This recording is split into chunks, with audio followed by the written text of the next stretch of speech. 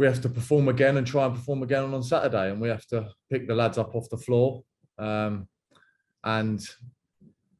we have to not forget what I reiterated to the players is that we all had a tough weekend.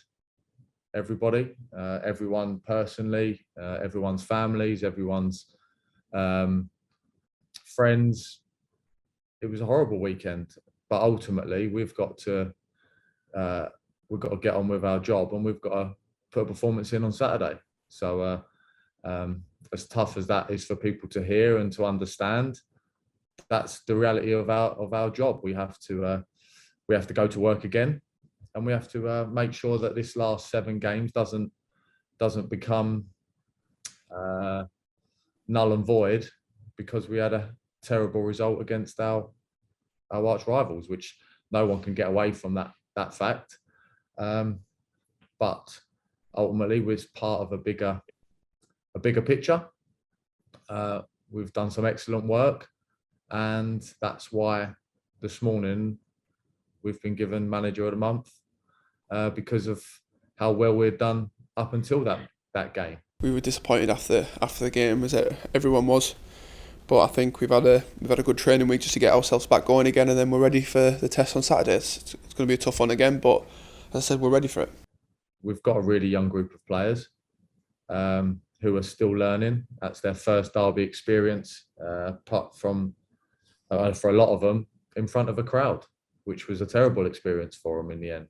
So we want them to be the future of this football club. We want them to take us forward and win many derbies going forward and win many other games. So we had to make sure they're all right. And I spoke about with a few people yesterday at a Q&A for the Disabled Supporters Association, and those younger players especially, I had to treat them, as far as I'm concerned, as how I would treat my own kid, and how he must feel after that game, and how terrible he must have felt. And coming in on Monday morning, you could still see the look in their eyes of like rabbit in the headlights, like, oh my gosh, what just happened at the weekend? And for us, is to help them grow and to help them be better and to make sure it doesn't happen again.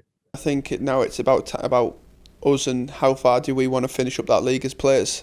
For me personally, I want to finish as high up as I can in the league until the end of the season. So I think we just go again and hopefully start another run and finish the season unbeaten. Everyone's available, fully fit squad. Max is back on the grass this week, so he'll be available after this weekend.